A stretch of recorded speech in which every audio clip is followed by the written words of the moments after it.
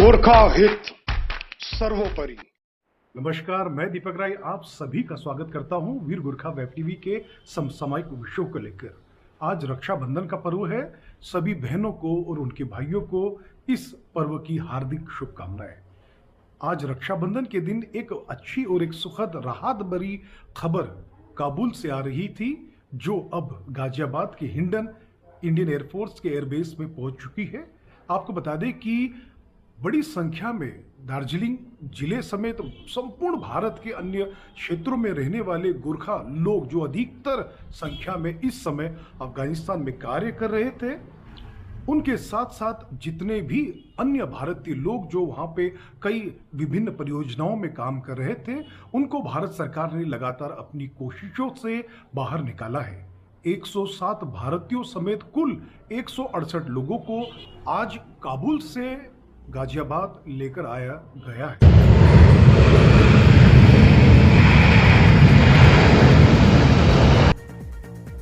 अफगानिस्तान से भारतीयों को बड़ी संख्या में स्वदेश वापस लाया जा रहा है।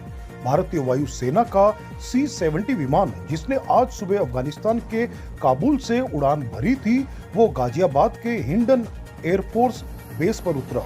विमान में 107 भारतीय नागरिकों सहित 168 लोग सवार थे। इसमें से कई लोग पहाड़ दार्जिलिंग क्षेत्र के भी बताए जा रहे हैं। आपको बता दें कि यात्रियों को अभी हवाई अड्डे से बाहर आना बाकी है, क्योंकि उन्हें पहले कोरोना RT-PCR का टेस्ट करवाना पड़ेगा। उसके बाद आगे की जो प्रोसेस होती है उससे उनको गुजारा जाएगा। आपको बता दें कि वहीं शनिवार देर रात एयर इंडिया से भी 87 लोगों को भारत वापस लाया गया है। काबुल में तालिबान के चंगुल में फंसे भारतीयों को वापस लाने के लिए सभी दुनिया की सभी सरकार अपने स्तर पर अभियान चला रही है। भारत सरकार द्वारा चलाए गए अभियान के जरिए आज भी काफी संख्या में लोगों को स्वदेश लाया गया है। गौरतलब है कि भारत सरकार के अधिकारी काबुल में फंसे भारतीयों को निकालने के लिए हर संभव मदद कर रहे हैं। यहां से भारतीय नागरिकों को सुरक्षित वापस लाने के लिए सरकार की तरफ से पूरे प्रयास किए जा रहे हैं। इस निकासी अभियान के दौरान पहले भारत ने कंधार समेत अफगानिस्तान के कई प्रांतों से अपने वाणिज्य दूतावास के कर्मचारियों को भी निकाला था। हालांकि काबुल से भारतीयों को निकालने की जानकारी रखने वाले विदेश मंत्रालय की माने तो शुक्रवार देर शाम से स्थिति ज्यादा चुनौतीपूर्ण हो गई है। एयरपोर्ट के बाहर हजारों की संख्या में लोग जमा हैं। ऐसा लग रहा है कि पूरा शहर ही बाहर जाने को बेताब है।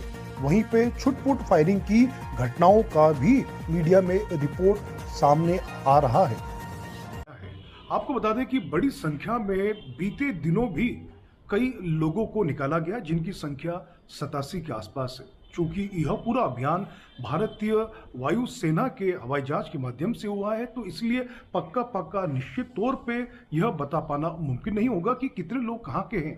अभी देखिए, काबुल से अचानक आए हैं, उनका नेगेटिव जो RT-PCR रिपोर्ट, उसकी कवायद के लिए कोरोना टेस्ट भी करवाया जा रहा है। उसके बाद विभिन्न तरह की प्रक्रिया होंगी और उनके परिवार वालों को लगातार भारत सरकार संपर्क में रह के जानकारी दे रही है। अब हम बात करते हैं कि वीर गोरखा वेब टीवी इस पूरे अभियान से जुड़ी रही और लगातार उन परिजनों के संपर्क में रही जिनके लोग बाहर हैं। कुछ प्रयास भारत सरकार के माध्यम से उन तक जो उनके आंकड़े हैं, जो उनके नाम, उनके जो ब्यौरे हैं, उनको पहुंचाया गया। साथ ही साथ वीर गोरखा वेब टीवी लगातार लंबे समय से काम कर रहा है।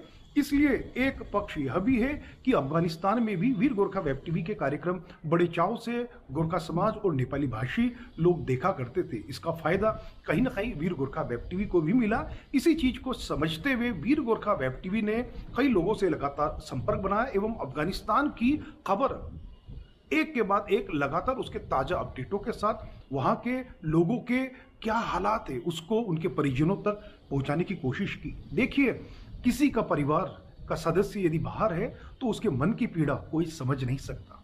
उसको समझने की आवश्यकता है और उनके मन में संतोष की भाव को जगाने के उद्देश्य से भी वीर गोरखा वेब टीवी ने अफगानिस्तान के पूरे मुद्दे को लगातार कवरेज के माध्यम से आपके सामने रखा।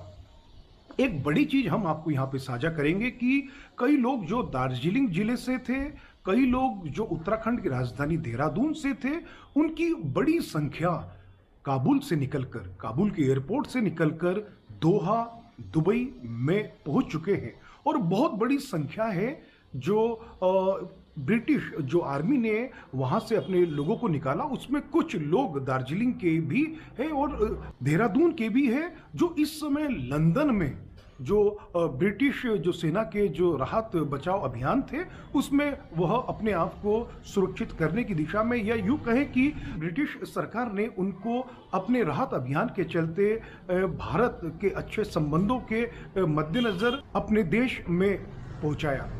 चूंकि अब वह लंदन में है तो कोशिश चल रही है कि आज या कल तक वह वहां से दुबई आए और दुबई से भारत सरकार उनको भारत सुरक्षित लेके आएगी। देखिए, सारी प्रोसेस में वक्त लगेगा। भारत सरकार ने बहुत शानदार काम किया है अन्य देशों के साथ मिलकर अपने लोगों को वापस सुरक्षित लाने के लिए। हम साथ साथ आपको यह भी बताना चाहेंगे कि बहुत बड़ी संख्या में अभी भी लोग काबुल में हैं। उनके परिजन किसी भी तरह से न घबराए, भारत सरकार लगातार काम कर रही है अन्य देशों की एम्बेसी के साथ मिलकर। भारत सरकार को नेपाल के सरकार का भी शुक्रिया अदा करना चाहिए। नेपाल ने देखिए कई देशों की एम्बेसी के साथ मिलकर जो राहत और जो बचाव अभियान है उसके मद्देनजर बहुत से भारतीय गोरखाओं को भी काठमांडू में एयरलिफ्ट किया है। वो अपनी एक प्रोसेस के बाद भारत एम्बेसी के साथ जुड़े हुए हैं, वह भी वहाँ काठमांडू से दार्जिलिंग और भारत के अन्य क्षेत्रों में पहुँचने की कोशिश कर रहे हैं। इसी तरह वीर गोरखा वेब टीवी सकारात्मकता को आगे बढ़ाता हुआ आपको वह खबर देगा जो आपको कहीं न कहीं मन में राहत दे और वाकई पत्रकारिता का धर्म का निर्वहन भी करे।